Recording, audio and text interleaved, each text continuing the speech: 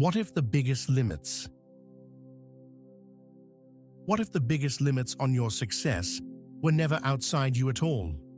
What if wealth, achievement, and fulfillment didn't begin with money, connections, or luck, but with the way you think?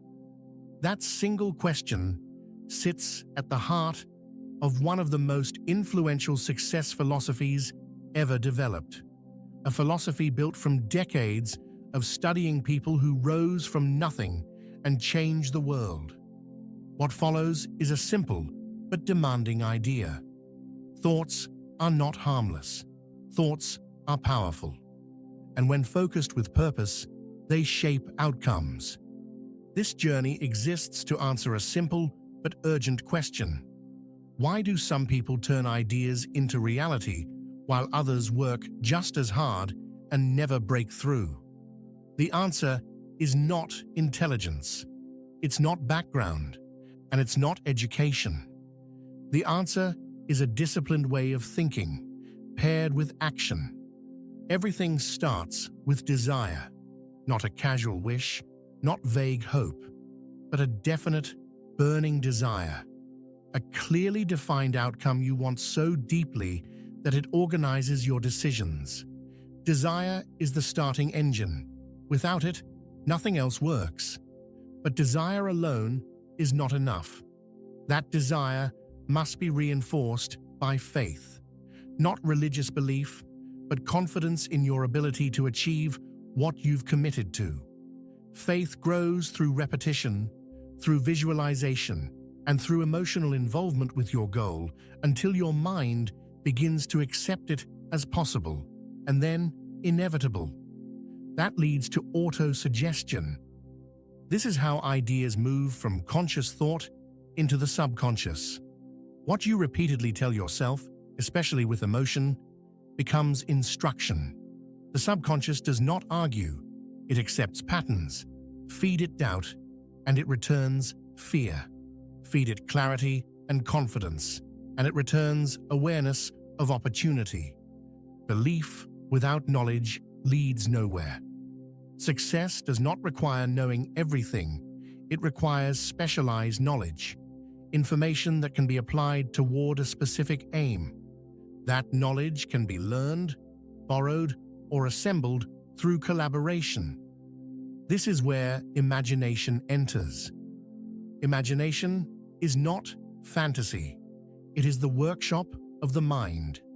Every invention, business, system, or solution began as a mental image before it became physical reality. There are two forms of imagination. One generates new ideas. The other combines existing ideas into new arrangements. Both matter, but ideas do nothing unless they are organized.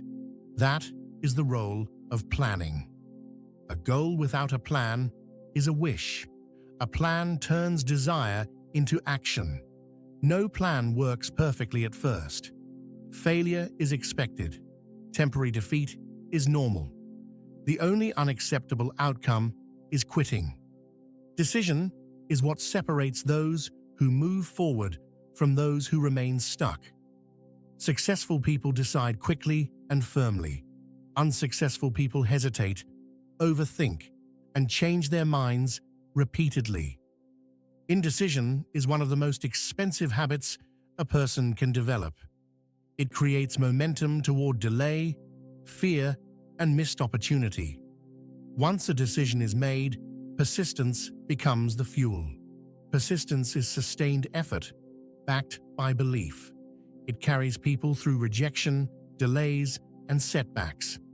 Most people fail not because they are incapable, but because they stop too soon. Many give up when success is closer than they realize. No one succeeds alone. Progress accelerates when people align their knowledge and effort toward a shared purpose. When minds work together intentionally, ideas sharpen, blind spots disappear, and momentum increases. This is not casual networking. It is deliberate collaboration. Energy, when focused, can be transformed into productivity, leadership, and achievement. Nothing is wasted when direction is clear. This depends on the subconscious mind, which shapes habits, behavior, and perception. It responds to emotion, repetition, and belief. Your environment, conversations, and internal dialogue are constantly programming it, whether intentionally or not. The brain itself functions as both a transmitter and a receiver. Thoughts are signals. What you consistently send out shapes what you notice, attract, and act upon.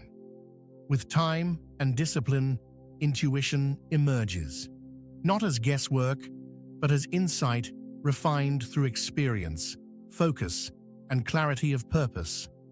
One final obstacle must be faced: fear. Fear of poverty, fear of criticism, fear of illness, fear of loss, fear of aging, fear of death. These fears destroy more potential than lack of ability ever could. They distort judgment and paralyze action. Fear is a state of mind, and like any state of mind, it can be replaced. So what does all of this mean in real life? It means success is not something you chase, it is something you build internally first. Clarity comes before opportunity. Belief comes before results. Action comes before confidence. The takeaway is simple, but demanding. Decide what you want. Commit emotionally. Train your thinking. Act persistently. Refuse to quit. The moment you take responsibility for your thoughts, you take control of your direction. And when thought, belief, and action align, results follow, often faster than expected. Achievement begins with an idea, but only those who believe deeply enough to act on that idea ever see it become real. The rest is up to you.